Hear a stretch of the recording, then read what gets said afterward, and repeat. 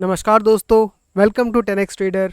मैं हूं राजेश कुमार और इस चैनल पे मैं बात करता हूं ऐसे स्टॉक्स के बारे में जिसका टेक्निकल समय बहुत अच्छे खासे इंडिकेशन दे रहे होते हैं कि कुछ समय के अंदर हमें अच्छा खासा प्रॉफिट हो सकता है।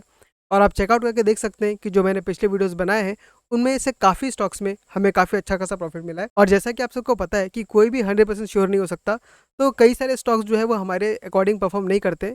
तो उस समय हमें क्या करना चाहिए, अपना स्ट्रिक्ट स्टॉप लॉस को लगाना चाहिए। और अगर आपको स्टॉक से बहुत ज़्यादा भरोसा नहीं है या अगर आपको भरोसा है फिर भी आप लॉन्ग टर्म में ट्रेड नहीं करना चाहते, अगर शॉर्ट टर्म में ट्रेड लेना चाहते हैं, तो आपको वहाँ पे आपके स्टॉप लॉस के साथ वहाँ पे एग्जिट कर लेना चाहिए और आपको मूव ऑन कर जाना चाहिए किसी दूसरे स्टॉक की तरफ। तो वैसे ही कुछ और ऐसे स्टॉक्स में लेकर आया हूँ जिनमें हमें काफ़ी अच्छा खासा प्रॉफिट हो सकता है। और उनमें से कुछ पुराने स्टॉक्स भी होंगे जिनमें हमारा ट्रेड या तो कंटिन्यू हो रहा होगा या फिर हमें अच्छा खासा प्रॉफिट मिल रहा होगा। तो चलिए बिना देरी के इस वीडियो को स्टार्ट करते हैं। और हम लोग का पहला जो स्टॉक है उसका नाम है ITBs। अब दोस्तों, अगर आप मेरे वीडियोस को बहुत पहले से देख रहे हैं तो हम इसको अराउंड 36 रुपीज़ के आसपास से ट्रैक कर रहे हैं और आज हम काफ़ी अच्छे खासे प्रॉफिट बैठे हुए हैं। तो दोस्तों, ये ITBs एक ETF है, एक पर्टिकुलर स्टॉक नहीं है।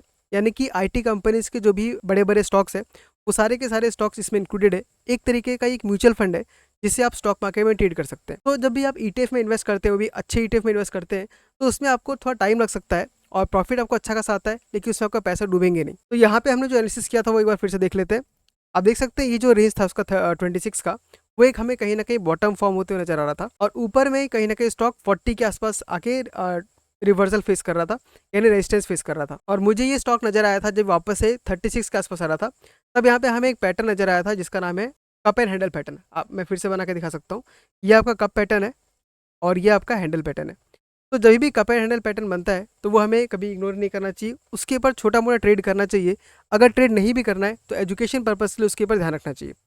तो अब देखिए यहाँ पे कितना परफेक्टली हम लोग का ये पैटर्न काम किया है। यहाँ पे 40 को जब इसने ब्रेकआउट दिया तो ब्रेकआउट देने के बाद स्टॉक ने हमको सिर्फ 26 डेज के अंदर ही 8.50% के दिया। सिर्फ 26 डेज के अंदर ही हमको 8.5% का प्रॉफिट हो गया। लेकिन क्योंकि हम 36 से रुपये से होल्ड कर रहे थे तो हमारा प्रॉफिट लगभग 25% के आसपास आया। और स्टॉक वहाँ उतना हाई लगाने के बाद फिर स्टॉक ने रिवर्सल दिखाया, यानी पुल बैक दिखाया। और पुल बैक लेने के बाद आप देख सकते हैं कि आपको जो सपोर्ट लेना लिया स्टॉक ने वो पिछले रेजिस्टेंस के पास लिया। यानी कि हम लोग का जो कप एंड हैंडल पैटर्न है परफेक्टली काम कर रहा है और जो सपोर्ट ले रहा है, जो पुल बैक ले रहा है, वही बिल्कुल सही जगह पे ले रहा है। क्योंकि ये स्टॉक का नेचुरल मूवमेंट होता है कि स्टॉक ऊपर जाएगा, फिर थोड़ा नीचे आएगा, फिर ऊपर जाएगा, फिर थोड़ा नीचे आएगा, फिर ऊपर जाएगा। एक बार ये भी देख लेते हैं कि हमने जो टारगेट सेट किया था वो टारगेट क्या था और हम देखते हैं कि वो टारगेट पहुंचने में अभी कितना टाइम लगने वाला है। तो कप एंड हैंडल पैटर्न के बेसिस पे जो टारगेट सेट किया था हमने, वो टारगेट करीबन 52 के आसपास का था। हम देख लेते हैं यहाँ पे, यस 55 के आसपास का हम लोग का टारगेट था और हमने राउंड ऑफ करने के लिए 52 पर रखा हुआ था। यहाँ से अगर वापस से ये 55 को टच करता है तो हमें करीबन 26-25% का रिटर्न मिल जाएगा, जो कि फिर से हमें काफ़ी अच्छा खासा एक रिटर्न दे सकता है। तो अगर आप लोग अभी तक साइड लाइन में होकर देख रहे थे, अगर आपने डिसीजन नहीं लिया था, तो अभी भी एक हमको छोटा मोटा मौका मिल रहा है यहाँ पे धीरे धीरे एक्यूमुलेशन करने का।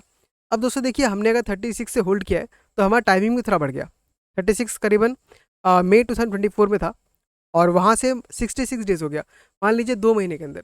तो 2 महीने के अंदर हमने अराउंड 30% का प्रॉफिट किया है, जो कि मैं कहता हूँ बहुत ही बेहतरीन है, बेटर देन ऑप्शन ट्रेडिंग है। क्योंकि इसमें हमको रिस्क बहुत कम लेना है और हमको रिवार्ड काफ़ी अच्छा खासा मिल जाता है। और मान लीजिए हमारा टारगेट अगर हिट होता है 1 महीने, 2 महीने, 3 महीने के अंदर भी हिट होता है, तो हमारे प्राइस से लगभग 60% का प्रॉफिट होगा। और मान लीजिए 60% आने में अगर 1 साल भी लग जाता है या 6 महीने भी लग जाता है, तो ये बहुत ही बम्पर रिटर्न है। क्योंकि बैंक की FD आपको सिर्फ 7 से 8% देती है और यहाँ पे हमको थोड़ा सा रिस्क लेके अगर साल में 60% आ रहा है और हर साल अगर हम ऐसा रिटर्न कमा सके, तो आपका जो पैसा है वो बहुत जल्दी ही बहुत अच्छी तरीके से ग्रो कर सकता है। तो ये पहला ETF था ITBs, इसके ऊपर आप नजर बना के रखिए, हमें एक अच्छा खासा मौका मिल रहा है यहाँ पे ट्रेड करने के लिए। तो चलिए दोस्तों, मूव करते हैं हम दूसरे स्टॉक की तरफ जिसका नाम है ग्लैंड फार्मा। और ग्लैंड फार्मा में मैं करंटली इन्वेस्टेड हूँ और इसके ऊपर ट्रेड लेने का जो बेसिस था वो था हम लोग का again cup and handle pattern. मैं आपको फिर से बना के दिखाता हूँ यहाँ पे। ओके, तो आप देख सकते हैं हमको यहाँ पे perfect cup and handle pattern बनते हुए नजर आ रहा है। लेकिन यहाँ पे स्टॉक ने हमको ब्रेकआउट नहीं दिया, स्टॉक ने वापस से इस लेवल को रेजिस्टेंस माना और वापस से नीचे आने लग गया है। और फिलहाल स्टॉक हमको 50 डेज के मूवी एवरेज पे मिल रहा है। तो अगर मैं देखूँ हमारे बाइंग प्राइस से, ये लगभग हमको 8% के करेक्शन में मिल रहा है। तो अगर जैसा कि मैंने कहा कि अगर आप शॉर्ट टर्म ट्रेडर है, बहुत ही शॉर्ट टर्म ट्रेडर है, तो आपको 3, 4 या 5% का आपको स्टॉप लॉस लगाना चाहिए। उसके नीचे अगर आपका स्टॉक आता है तो आप एग्जिट कर लीजिए, आपको फिर से मौका मिलेगा तब आपको वहाँ पे एंट्री लेना है। और यहाँ पे अगर देखें तो हमको अभी तक एंट्री का मौका नहीं मिला है, क्योंकि हम लोग का जो रेजिस्टेंस था 2100 हम लोग का रेजिस्टेंस है, उसको अगर हाई वॉल्यूम के साथ ब्रेकआउट देता है तो ही हमको यहाँ पे एंट्री करना है। तो मैंने मान सकते मैंने गलती किया हुआ है, तो मेरे को 8% का लॉस भी चल रहा है। लेकिन मैंने इस कंपनी का फंडामेंटल्स भी देखा तो मुझे काफ़ी अच्छा लगा है, इसी के बेसिस से मैं इसमें इन्वेस्टेड हूँ। लेकिन ये कोई रिकमेंडेशन नहीं है, आपको इन्वेस्ट करना है कि नहीं करना है, ये आपका अपना खुद का डिसीजन होना चाहिए। तो इस स्टॉक में वेट कर सकते हैं आप 2100 के लेवल को ब्रेकआउट देने के लिए।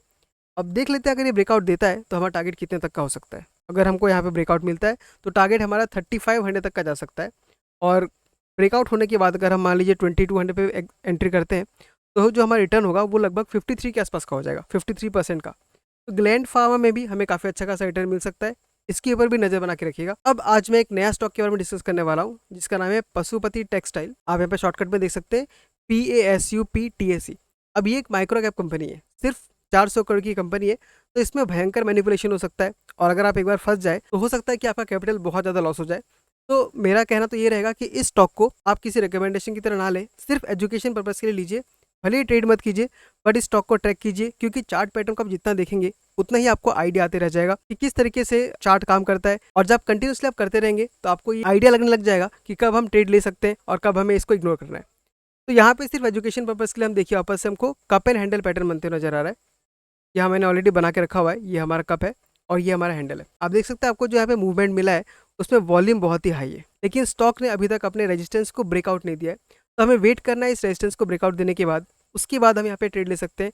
और यहाँ पे हमको स्टॉप लॉस जो है स्ट्रिक्टली लगाना पड़ेगा, जो कि 46 का होगा। और परसेंटेज में अगर देखूँ तो 46 से 49 से 45 तक का जो हम लोग का स्टॉप लॉस होगा वो करीबन 7 to 8% का आ रहा है, लेकिन वहीं पे हम लोग का जो प्रॉफिट है वो हमको अराउंड 51% का आ रहा है। तो ऑफकोर्स ये रिस्क रिवार्ड रेशियो काफ़ी अच्छा है, हम यहाँ पे ट्रेड ले सकते हैं। देखिए मैं तो कहूँगा कि इसको आप ट्रेड मत लीजिए, अगर ट्रेड लेना भी है तो बहुत ही छोटा कैपिटल लगाइए, सिर्फ सीखने के पर्पज से, क्योंकि ये एक बहुत ही माइक्रो कैप स्टॉक है और हमारे पास इतना रिसोर्स नहीं रहता है कि हम उस कंपनी के बारे में जाके बहुत ही डिटेल में स्टडी कर पाए। तो चलिए इसके बाद देखते हैं अपने नेक्स्ट स्टॉक की तरफ। अगेन ये स्टॉक मेरे पोर्टफोलियो का पार्ट है और हो सकता है कि मेरा इसमें थोड़ा सा बायसनेस हो। तो इसका स्टॉक का नाम है ICICI सिक्योरिटीज़। अब ये स्टॉक मेरी नज़र में इसलिए आया क्योंकि इसका डिविडेंड डील काफ़ी अच्छा था और जो प्रमोटर्स था उनका स्टेक इसमें धीरे धीरे करके बढ़ते ही जा रहा है। प्लस अगर यहाँ पे आप टेक्निकल चार्ट में देखेंगे तो आप यहाँ पे देख सकते हैं वीकली चार्ट में कि यहाँ पर हमें एक डबल बॉटम बनते हुए नजर आ रहा है। आप यहाँ पे देखिए, एक बॉटम आपको यहाँ पे फॉर्म होते हुए नजर आया और दूसरा बॉटम आपको यहाँ पे फॉर्म होते हुए नजर आया। और वहीं पर अगर रेजिस्टेंस देखें तो आपको यह रेजिस्टेंस 800 के लेवल के आसपास का एक रेजिस्टेंस दिख रहा है। तो स्टॉक ने इसको ब्रेकआउट भी दिया है और यहाँ पे आपको एक कप एंड हैंडल पैटर्न ही बनते हुए नजर आ रहा है। दोस्तों याद रखिएगा ये वीकली चार्ट है, तो वीकली चार्ट थोड़ा लंबा ट्रेड लेने के लिए बोलता है, क्योंकि अगर आप डेली चार्ट में करेंगे तो आपका जो ट्रेड है वो 1 महीने के अंदर एग्जीक्यूट हो सकता है, लेकिन अगर आप वीकली चार्ट में देखते हैं तो आपका जो ट्रेड है वो थोड़ा लंबा जा सकता है, लेकिन इससे प्रॉफिट भी काफ़ी ज़्यादा आता है। आप यहाँ पे देखिए आपका परफेक्ट कप एंड हैंडल बनते हुए नजर आ रहा है, लेकिन हमको फिलहाल ब्रेकआउट नहीं मिला है। तो मैंने अगेन से इसमें इन्वेस्ट किया है, क्योंकि मैं सिर्फ टेक्निकल बेसिस पे इन्वेस्ट नहीं करता हूँ, मैं थोड़ा बहुत फंडामेंटल्स भी देखता हूँ। और मेरा ट्रेड जो होता है जनरली कुछ समय लंबे का होता है, मान लीजिए 3 महीने 4 महीने 6 महीने का ट्रेड होता है, जिसमें काफ़ी अच्छा खासा आपको एक अमाउंट मिल जाता है, प्रॉफिट मिल जाता है। अगर 2-3 दिन का ट्रेड करते हैं तो आपको 5-6% में निकलना पड़ेगा और बहुत सारा जो हमारा मूव है वो छूट जाता है। स्टॉक का भी हम टारगेट देख लेते हैं कितना हो सकता है। तो इसका टारगेट अराउंड 1200 रुपये का निकल के आता है और मेरे ख्याल से आपको यहाँ से अराउंड 50% का प्रॉफिट होगा अगर पहुँच जाता है तो। यस, 51% का प्रॉफिट हो रहा है, तो ये भी हमें काफ़ी अच्छा खासा प्रॉफिट हो सकता है। लेकिन दोस्तों मैं अगेन एज ए डिस्क्लेमर बोल देना चाहता हूँ कि जो भी स्टॉक्स मैं डिस्कस कर रहा हूँ वो कोई भी रिकमेंडेशन नहीं है, और खास करके इन स्टॉक में तो कोई भी रिकमेंडेशन नहीं है, क्योंकि मैं खुद इन्वेस्टेड हूँ। तो हो सकता है कि जो मैं आपको बता रहा हूँ वो मेरा ओपिनियन बायस्ड हो सकता है। प्लस मैं सेबी रजिस्टर्ड एनालिस्ट नहीं हूँ, हालांकि मेरे पास NISM का सर्टिफिकेट है, लेकिन फिर भी मैं रिकमेंडेशन नहीं देना चाहता।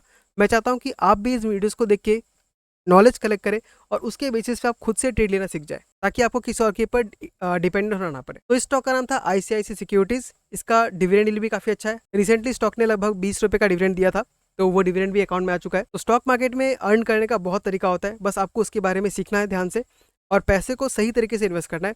आपका पैसा आज नहीं तो कल गारंटीड बन ही जाएगा। ऑफकोर्स आपको जो प्रॉब्लम फेस करना होगा वो होगा वॉलेटिलिटी का, यानी कि अगर आपने पैसा लगाया तो वो हमेशा ऊपर बढ़ते हुए नहीं रहेगा, वो कभी नीचे आएगा कभी ऊपर आएगा।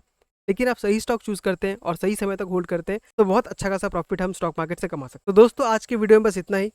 आई होप आपको ये वीडियो अच्छा लगा होगा और इस वीडियो के हेल्प से आप भी कुछ अच्छा खासा प्रॉफिट कर सकेंगे। अगर आपको वीडियो अच्छा लगा तो इस वीडियो को लाइक कर दीजिए और हो सके तो चैनल को सब्सक्राइब भी कर दीजिए, क्योंकि उससे मुझे बहुत मोटिवेशन मिलता है और मैं ऐसे वीडियोस कंटिन्यूसली बनाते रह पाता हूँ। तो ठीक है दोस्तों, मैं मिलता हूँ आपसे अगले वीडियो में किसी अगले स्टॉक के साथ। तब तक के लिए tata bye bye, take care.